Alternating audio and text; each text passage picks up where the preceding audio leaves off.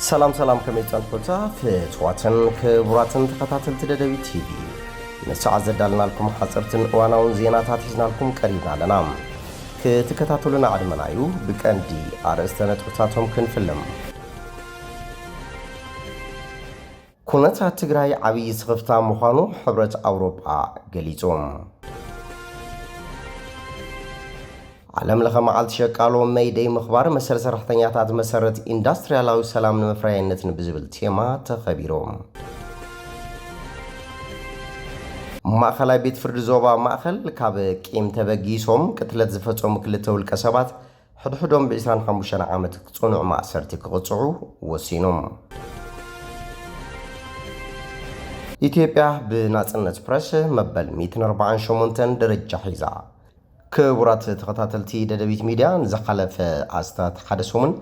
ዕለታዊ ዜናታት ዘቕረብናልኩም ብኹነታት ጥዕና ምንባሩ ክንገልጽ ንፈቱ ናብ ዝርዝሩ ሰጊርና ኣለና ምስ ዕለታዊ ዜናታት ቢንያም ሓድሽ ኩነታት ትግራይ ዓብይ ስኽፍታ ምዃኑ ሕብረት አውሮፓ ገሊጹ ሕብረት አውሮፓ ኣብ ትግራይ ዝረአ ዘሎ ምዕባለታት ከም ዘሰከፎ ገሊጹ እዩ بخل وجن زرع تسابوتات كاد كم زجبا دما تصاوي تقريبهم تي حبرت بحامسو زوجو مجلتي تي عبد تجرينا على جزمة زلوا كنتات بعبي سخفتاي كتاتلو كم زلوا أفليتهم عبد تجري دحرت نغلة عمز تخيل جنوسايد أو كينات استفر مسم بريتوريا نتكوينات دو كوانت بلا تجرينا بتزنبر عمول سلام جن كمل سايكالن بمسارة توع الزقوة مجزية ومحضر أب فزاز مع عنقصات السند سمع كم زي تعوتن تنقفات كم استرعيان ون كقلة أنحيوم عبز ما دايك لتيوم فرمتي السند نحضر حدوم ككاسوسو صنحو قينهم تشجرايت فتحن نابكال أزور كوينات كي يأتو دمام سكفتات فتيرو صنحيوم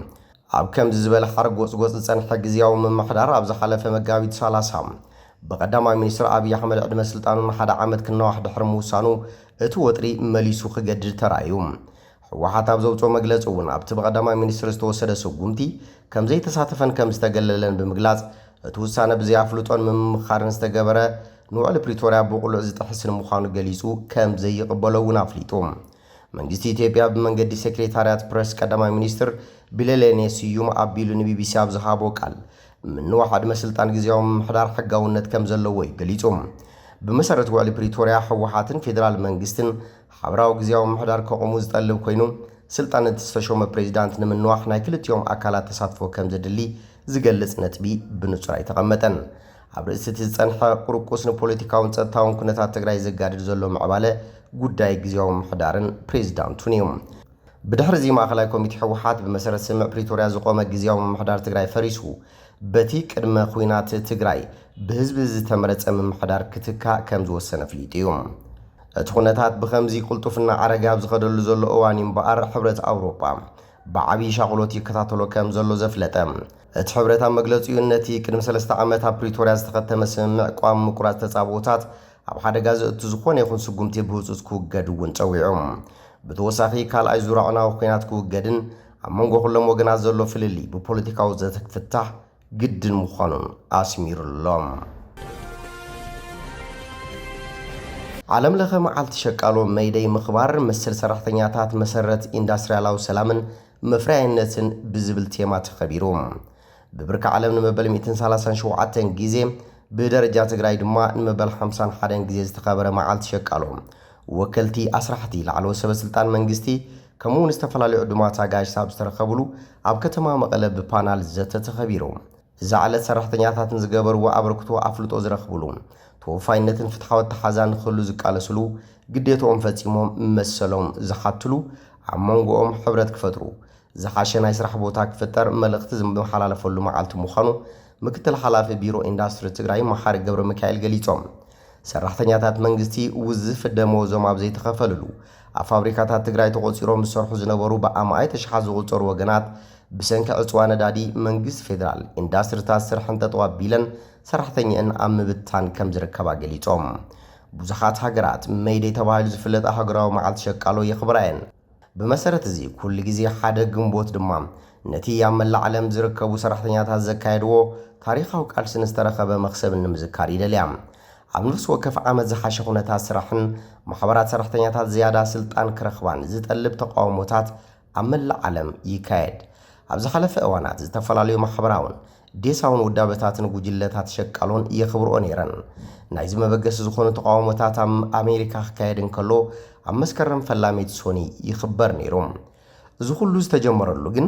ኣብ 1886 ቋፅራ ፈረንጂ ኣብ ኣሜሪካ ዝርከባ ማሕበራት ሰራሕተኛታት ብሪጣንያዊ ክኢላ ማሕበራዊ ታድሶ ሮበርት ኦውን ዝሃቦ ሓሳብ መሰረት ብምግባር መዓልታዊ ናይ ስራሕ ሰዓት 8 ሰዓታት ጥራይ ክኸውን ዝጠልብ ኣድማ ኣካይደን ሮበርት 8 ሰዓታት ስራሕ 8 ሰዓታት ምዝንጋዕ 8 ሰዓታት ዕረፍቲ ብዝብል ጭርሖም ኣብ መዓልቲ 8 ናይ ስራሕ ሰዓታት ንኽህሉ ዝጠልብ ውጥን ኣውፅዩ እቲ ዝዓበየ ተቃውሞ ብሓደ ግንቦት ኣብ ቺካጎ ዝተኻየደ ኮይኑ ብማእኸላይ ገምጋም 40,000 ሰራሕተኛታት ተሳቲፎምሉ ኣብቲ ግዜ እቲ ብዘይ ዝኾነ ገደብ ሰዓታትን ናይ ዕረፍቲ መዓልትታትን ኣብ ፋብሪካታት ምስራሕ ልሙድ እዩ ነይሩ ኣብቲ እዋን ድማ ቺካጎ ማእኸል ኢንዳስትሪታት ኣሜሪካን ውዳበታትን እያ ነይራ ኣብ ዝቕፅሉ መዓልትታት እቲ ተቃውሞታት ብንግዳውን ፖለቲካውን ዓንኬላት ብፅቡቕ ዘይተረኣየ ብዓሰርተታት ኣሽሓት ዝቑፀሩ ካልኦት ዘይዕጉባት ሰራሕተኛታትን ፋሉላትን ተጸንቢሮምዎም ሽዑ ፋሉላት ተባሂሎም ዝጽውዑ ኣብ ዙርያ ምሕደራን ትግባር ሕግጋትን ዝተዋደደ ሕብረተሰብ ዝቃወሙ ሰባት እዮም ነይሮም እቲ ወጥርን ሓየለ መፅኡ ኣብ መንጎ ፖሊስን ሰልፈኛታትን ብዝተኻየደ ጎንፂ ድማ ብውሕዱ ሓደ ሰብ ተቐቲሉ ሓያሎ ድማ ቆሲሎም ብጭካነ ፖሊስ ዝተቆጥዑ መራሕቲ ሸቃሎን ተቃወምትን በ4 ግንቦት ኣብ ፍሉጥ ኣደባባይ ሃይ ማርኬት ቺካጎ ሰልፍታት ተወዲቦም ክሳብ ሕጂ መንነቱ ዘይተፈለጠ ውልቀ ሰብ ኣብ ልዕሊ ፖሊስ ቡምባ ደርበየ ብሰንኩ 7 ፖሊስ ሞይቶም 7 ወሃብቲ ኣገልግሎት ድማ ቆሲሎም ኣብቲ እዋን ብውሕዱ 4 ሰልፈኛታት እውን ክሞቱ ከለዉ ልዕሊ 30 ቆሲሎም ድሕርቲ ኣብ ሃይ ማርኬት ዘጋጠመ ህልቂት 8 ፋሉላት ወይ ከዓ ኣናርኪስትስ ብቕትለት ተኸሲሶም ገለ ካብኣቶም ድማ ንሞት ተፈሪዶም እቲ ፈጺሞም ዝተባሃለ ክስ ግን ብጉባእ ኣይተረጋገፀን ብ1889 ነቶም ፍጻመታት ኣብ ሜይደይ ንምዝካር ኣብ ኣኼባ ማሕበረታውያን ውዳበታት ሸቃሎን ከምኡውን ካብ 20 ሃገራት ዝተውጻጽኡ ወከልቲ ማሕበራት ሰራሕተኛታትን ተወሲኑ እቲ ኣብ ቺካጎ ዘጋጠመ ግጭታት ኣብ ዝቕፅሉ ዓመታት ንብዙሓት ጸጋማውያን ውድባት ኣላዓዒሉ ኣብ ደቡባዊ ኣውሮፓ ቀዳሞት ነዚ መዓልቲ ዘኽብሩ ኣብቲ ግዜ ኣብ ትሕቲ ግዝኣት ኦስትሪያን ሃንጋርን ዝነበሩ ስሎቬናውያንን ክሮሽያውያንን እዮም ከቢድ ኩነታት ስራሕ ትሑት ደሞዝን ነዊሕ ሰዓታት ስራሕን ኣብ ሰርቢያ ዝነበሩ ሰራሕተኛታት ኣብ 1893 ቋፅራ ፈረንጂ ዝነበረ ሜይደይ ሰልፊ ክውድቡ ደሪኽዎም ድሕሪ ቀዳማይ ኩናት ዓለም ቁልጡፍ ኢንዳስትሪያላዊ ምዕባለ ከምኡውን ጽልዋ ዴሳዊ ሰውራር ሩስያ ስለ ዝነበረ ሰራሕተኛታት ኣብ መላእ ዓለም መሰረታዊ መሰላት ንምርካብ ይቃለሱ ነበሩ ኣብ ጀርመን ብ1933 ሰልፊ ናዚ ናብ ስልጣን ምስ ደየበ ሜይደይ ወግዓዊ በዓል ኮነ በኣንጻሩ ግን እቲ በዓል ክበዓል ምስ ተወሰነ ናፃ ማሕበራት ፈሪሰን እተን ማሕበራት ሰራሕተኛታት ድሕሪ ካልኣይ ኩናት ዓለም ዳግማይ ታኒፀን ድሕሪ ዓወት ኪዳን ካልኣይ ኩናት ዓለም ዓለማዊ ኣቃውማ ተቐይሩ ፖለቲካውን ቁጣውን ፍልሊ ዝያዳ ጎሊሑ ክርአ ጀሚሩ መዓልቲ ሸቃሎን 10 ዓመታት ኣብ ከም በዓል ኪባ ሕብረት ሶቪየት ነበርን ቻይናን ዝኣመሰላ ማሕበረታውያን ሃገራት ሓደ ካብቶም ኣገደስቲ በዓላት ተባሂሉ ይኽበር ነይሩ መራሕቲ ዴሳዊ ስርዓታት እዚ ሓድሽ ተመስረተ በዓልን ጽምብልን ኣብ ኣውሮፓን ኣሜሪካን ዝርከቡ ደርብታት ሸቃሎም ኣብ ቃልሲ ኣንጻር ርእሰ ማላውነት ንኽጥርነፉ ዘነቓቕሑ ኢሎም ይኣምኑ ነይሮም ኣብ ማሕበረታዊነት ፌደራላዊት ሪፐብሊክ ዩጎዝላቪያ እውን ተመሳሳሊ እምነት ነይሩ ዩጎዝላቪያ ብ1945 መዓልቲ ሸቃሎ ብወግዒ መንግስታዊ በዓል ኢላ ኣውጃ እዚ ድማ ብሰልፍታትን ወታደራዊ ምርኢታትን ከምኡውን ብሓያል መንግስታዊ ፕሮፓጋንዳ ተኸቢሩ ኣብ ካልእ ክፋል ዓለም እውን ማሕበራትን ሰራሕተኛታትን ዝሓሸ ኩነታት ዕዮ ንምሕታት ሰልፍታት ብምውዳብ የብዕልኦ ነይረን ኣብዚ እዋን ኣብ ክልቶም ዝለዓሉ ጉዳያት ሽቕለት ኣልቦነትን ድኽነትን ጉዳይ መሰላ ሰራሕተኛታት ኣገዳሲ ዛዕባ ኮይኑ ይቕፅል ኣሎ ሕጂ ዋላ እኳ ምጉዳል ሽቕለት ኣልቦነትን እወንታዊ ዕቤት ስራሕን እንተሃለወ ኣብ ዝሓለፈ ዓመት ወሰኽ መሃያ ምስ ዝቕባበ ገንዘብ ክኸይድ ስለ ዘይከኣለ ኣብ መብዛሕትአን ሃገራት ጉጅለ 20 ሓቀኛ መሃያ ከም ዝነከየ ኣህጉራዊ ውድብ ሸቃሎ ILO ኣብ 2024 ኣብ ዘውፅኦ ትንበያ ይሕብር ኣብ ዝሓለፈ ዓመት ቁፅሪ ኣብ ጽንኩር ድኽነት ዝነብሩ ሰራሕተኛታት ብመንጽር ምዑርይነት ሓይሊ ምዕዳግ ወይ ከዓ PPP ሓደ ሰብ ኣብ መዓልቲ ትሕቲ $2.15 ዝረክብ ብደረጃ ዓለም በኣስታት 1 ሚልዮን ከም ዝዓበየ እቲ ትካል ይገልጽ ከምውን ቁጽሪ ኣብ ማእኸላይ ድኽነት ዝነብሩ ሰራሕተኛታት ብኣስታት 8.4 ሚልዮን ማለት እውን ብመንጽር ምዕሩይነት ሓይሊ ምዕዳግ ንሓደ ሰብ ኣብ መዓልቲ ትሕቲ 3.65 ዶላር ዝረኽቡ ከም ዝወሰኸ የመልክት።